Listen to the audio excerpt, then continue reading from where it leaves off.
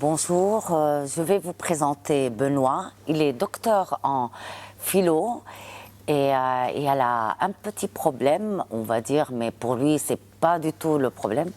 Il est un peu autiste.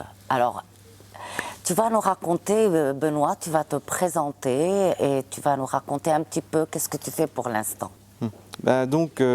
Comme Colette vient de vous le dire, je m'appelle Benoît, j'ai 27 ans, j'ai obtenu mon doctorat en philosophie à l'Université de Bretagne occidentale l'année dernière, avec mention très honorable, pour une thèse sur l'immortalité de l'âme dans les dialogues de Platon. Et j'aimerais donc trouver un travail qui correspondrait à ces compétences. Je suis également rédacteur, j'écris dans Côté Brest et je suis aussi dessinateur humoristique. Voilà, j'ai plus d'une corde à mon arc, comme vous pouvez le constater.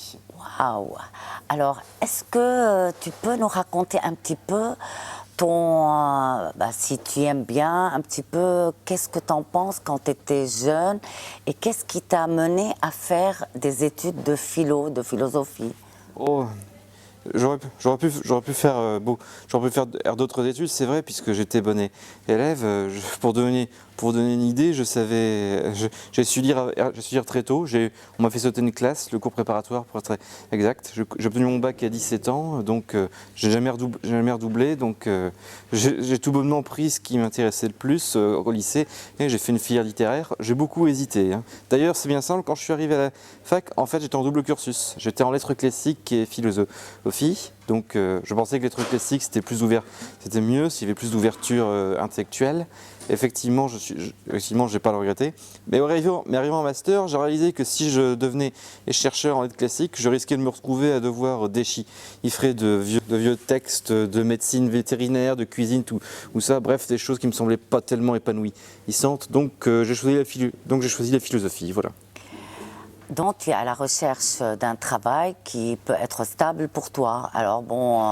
Et tu vois si c'est possible de trouver dans un endroit de recherche. Maintenant, il faut que tu nous expliques, quand tu étais jeune, c'est quoi les difficultés que tu as eues à l'école? Dès la maternelle, j'étais très isolé, voyez-vous. Pendant la cour, dans la cour de récréation, je ne jouais pas avec les autres élèves, je marchais en long, en large, en tant que ça se passe. Je m'ennuyais ferme, je me plaignais pas, à la limite c'était mieux pour moi, j'étais seul avec mes pensées. Mais qu'est-ce que j'avais à dire aux autres? Je savais déjà lire alors que eux savaient à peine parler. Donc déjà, tu avais la différence. Exactement, oui. Quand on est jeune, on ne sait pas. Et puis quand tu as avancé dans tes études, quand tu étais au collège, est-ce que c'était mieux? Ah non, là, ça a même été pire, c'est vrai que c'était abominable, parce que au début, à la limite, quand j'étais petit, de la part de mes camarades, c'était plutôt de l'indifférence.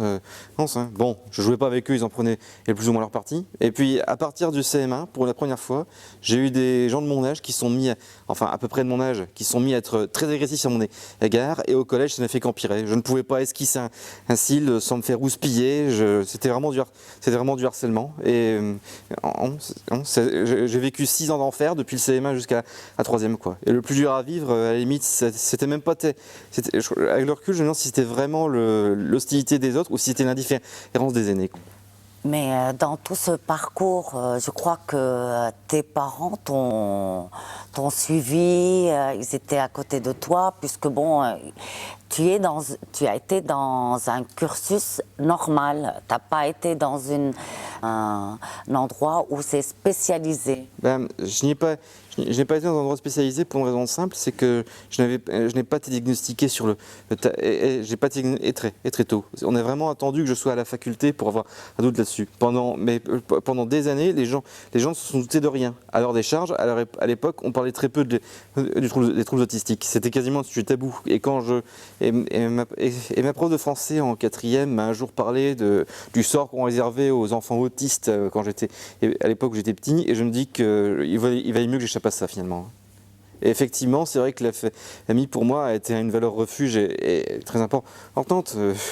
À une époque où les jeunes convoient de leur indépendance et s'éloignent de leur famille pour être plus avec les copains, moi je me rapprochais encore plus de la famille puisque le monde m'était hostile. Donc. Maintenant, puisque tu as fait des études de philo, quand même, tu peux nous expliquer, à ton avis, c'est mieux d'être entouré par la famille ou d'être dans un endroit spécialisé? Je peux pas vous dire, puisque je n'ai pas été dans un endroit spécialisé. Et donc je peux pas vraiment établir la comparaison. Et vous dites que j'ai eu un cursus normal, je ne suis pas fait d'accord. Faire un doctorat, c'est pas normal. Mais c'est ce que je dis, c'est que vous avez fait plus que quelqu'un de normal. C'est ce qu'on a dit tout à l'heure, c'est que c'est formidable, que tu as pu dépasser et surpasser les autres. Vous savez, je n'ai pas voulu surpasser les autres, hein, et je ne sais pas si c'est formidable ce que j'ai fait. De toute façon, pour moi, la question ne se posait pas. Il fallait que je le fasse. Je voulais aller jusqu'au doctorat, je l'ai fait. Donc, si je n'étais pas arrivé, là, je m'en serais voulu. Est-ce que par rapport à, on va dire, cette maladie, est-ce que vous avez des médicaments à prendre ou il n'y a pas besoin? Est-ce que vous êtes suivi par un médecin? Est-ce qu'il y a quelque chose de spécial, de spécifique? Ah non. Le Joseph Chovanec, dans son livre « Je suis à l'Est », raconte comment des psychiatres avaient voulu le bourrer et de médoc. C'est totalement inefficace. Ça ne sert strictement à rien. Et effectivement, dans la prise en charge de l'autisme, si la personne que vous avez en face de vous est sérieuse, on ne vous fera pas. On ne vous fera pas ça. Hein.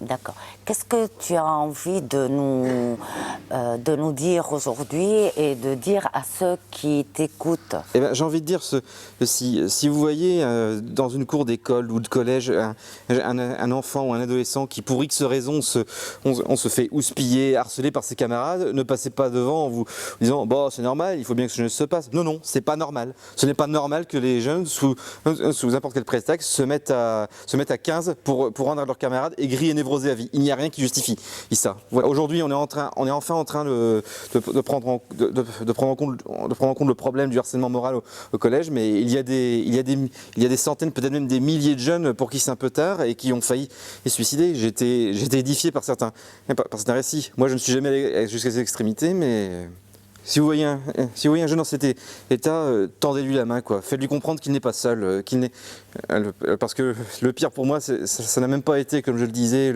l'hostilité des enfants, ça a été l'indifférence des adultes.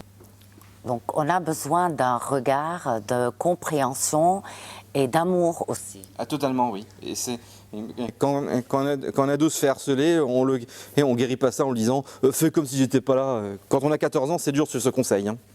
Surtout si la foule que vous avez en face de vous est vraiment hostile. Hein. D'accord. Et à deux doigts de vous lyncher. Bon, dans tous les cas, c'était passionnant ce qu'on a entendu de toi. Et puis, je te souhaite bonne chance pour tes démarches. Et puis, j'espère à bientôt avec encore de belles choses de toi. Et merci d'être venu sur le plateau. Je vous en prie.